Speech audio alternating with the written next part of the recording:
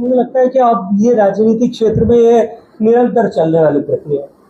राजनीतिक क्षेत्र का कार्यकर्ता जब अपना भविष्य अंधकार में देखता है तो कहीं न कहीं भविष्य तलाशता है। हम भी सामान्य रूप में, हम में से भी कोई मित्र यदि कहीं लगता है कि किसी एक पर्टिकुलर प्लेटफॉर्म पर, चैनल पर हम काम कर रहे हैं, इससे बेहतर भविष्य कहीं हो सकता है तो वो जाने की कोशिश कर। और मुझे लगता है कि कांग्रेस का भविष्य इतना अंधकार में है कि सारा देश देखकर भाग रहा है। बंगाल में कह रहे थे कि बंगाल में जो है और स्टडी करे, वहां तो पार्टी खुद ही भाग भाग करके नई पार्टी में सम्मिलित करे। भारतीय जनता पार्टी इसमें क्या करती, लेकिन भारतीय जनता पार्टी में कोई भी सक्षम व्यक्ति, जिसको भगवान ने 2 हाथ दिए, जिसको भगवान ने 2 पांव दिए, सोचने की क्षमता दी है, विचार दिया है, प्रज्ञा दी, ऐसा हर व्यक्ति अगर भारतीय जनता पार्टी के नेतृत्व स्वीकार करे, भारतीय जनता पार्टी की विचारधारा पे काम करना स्वीकार करे, हर उस व्यक्ति का भारतीय जनता पार्टी के परिवार में स्वागत, भारतीय जनता पार्टी के कंधे में हम बाहें पसार करके स्वागत करते हैं। जो हमारे साथ चलेगा हम उसको साथ लेकर के चलेंगे, जो नहीं चलेगा उसको धन्यवाद। कोई बड़ा जो है या कोई बड़ा आगमन हो सकता है, क्या कोई है जिसने प्रयास किए? मुझे जानकारी नहीं।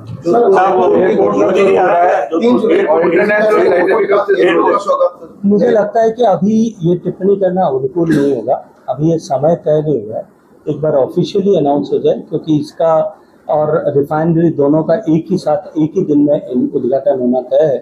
एक बार अभी एयरपोर्ट के उद्घाटन को लेकर के भी पता नहीं किस तरह के चैलेंजेस, एक कोई मैं देख रहा था कि कोई साइट जो है एक प्रायोजित तरीके एक कंपनी को हायर करके, मैं जानता हूँ इतना आज टेक्नोलॉजी में काम करते हैं, मुझे पता है उसके पीछे कौन है, फंडिंग कहाँ से आ रही है, मैं उसके बारे में नाम लेना नहीं चाहता, मैं उस स्तर पे जाना भी नहीं चाहता। जो लोग इस तरह की राजनीति करते हैं मैं उसमें नहीं जाना चाहता, लेकिन एक कंपनी को हायर करके यूट्यूबर्स के माध्यम से एक फॉल्स नैरेटिव क्रिएट करने की कोशिश की जाती कि एयरपोर्ट का उद्घाटन क्यों नहीं हो रहा है। एयरपोर्ट के अभी सिक्योरिटी और सस्टेनेबिलिटी क्लियरेंसेस दोनों नहीं है। कोई भी एयरपोर्ट प्रारंभ होता है केवल बिल्डिंग बन जा रही है, एस्केलेटर बनने से नहीं प्रारंभ होता, उसका सारा टेक्नोलॉजिकल ऑडिट होता है, वो हुआ है, उसमें कुछ कमियां पाई गई, उसको ठीक करने के वेंडर्स को काम दिए गए, वो सब हो जाएगा तब एयरपोर्ट का ब्यूरो ऑफ एयरपोर्ट सिक्योरिटी जो होता है उसको एक यहाँ से एप्लीकेशन जाएगी, वो टीम आकर के यहाँ इंस्पेक्शन करेगी, वो जिस दिन इंस्पेक्शन करके सर्टिफाई कर देगी उस दिन के बाद तो दिन शुरू होगा करने। सर इंटरनेशनल अब जिन लोगों ने केवल बिल्डिंगें बनाई, कॉलोनी बनाई, ना पानी का कनेक्शन दिया, ना सड़क ठीक से बनाई और न ट्रांसफार्मर वहां लगाया, वो शायद मुझे लगता है कि मकान बना देने मात्र से ही जो है एयरपोर्ट बन जाता है, एयरपोर्ट चालू हो जाता है। मुझे लगता है थोड़ा अभी सोच में फर्क है, समय थोड़ा अनुभव के साथ सोच आ जाएगा। सर इंटरनेशनल एयरपोर्ट मैं आज इस मौके पर यहाँ पर जिम्मेदारी के साथ मैं कहता हूँ कि जोधपुर की इस पेयजल की दुर्दशा का अगर कोई जिम्मेदार है और राजस्थान की दुर्दशा का कोई जिम्मेदार है, श्रीमान अशोक गहलोत साहब जिम्मेदार है। मैं जल शक्ति मंत्री था, देश को सबसे ज्यादा संसाधन दिए, देश में सबसे ज्यादा संसाधन राजस्थान को दिए, 27,000 करोड़ रुपए राजस्थान को दिए थे, 6,500 करोड़ रुपए की परियोजनाएं जोधपुर में चालू की थी। टेंडर में भ्रष्टाचार करने के लिए किसने इसको भ्रष्टाचार का अड्डा बनाया था, किसकी जिम्मेदारी थी इसको करने? वो दिन जोधपुर की जनता भूल गई है कि जनता को पानी लेने के लिए जो है वो खड्डे खोद करके पंप लगा करके पानी निकालना पड़ता। ट्रांसफॉर्मेशन का दौर था जब बदलाव हो सकता था।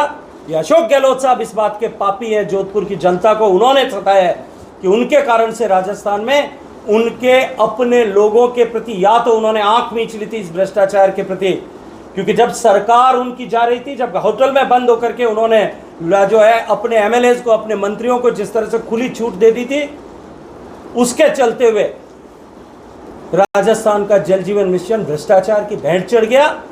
और दुर्भाग्य यह था कि उसके कारण से आज भी राजस्थान की जनता जो है उसको प्यास के संकट से जूझ रही।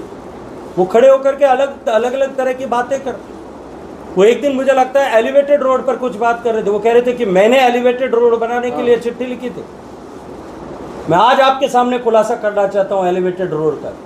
इस एलिवेटेड रोड को रोकने के लिए जितने तरह के षड्यंत्र हो सकते थे, ये सब अशोक गहलोत साहब ने किए थे। मैं प्रमाण सहित कह सकता हूं, प्रमाण सहित इस बात को कह सकता हूं कि इसको डिले किया जाए, इसको डिरेल किया जाए, इसको रोका जाए, उसके सब तरह के प्रयास किए।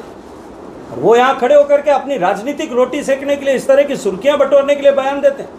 वो बयान देते हैं यहाँ खड़े होकर के कि मेरी सरकार गिराई जाती थी। एक प्रमाण वो देकर के दिखा दे। उनका ओएसडी लोकेश शर्मा कहता है कि सरकार गिराने का षड्यंत्र अगर किसी ने रचा तो अशोक गहलोत ने रचा था।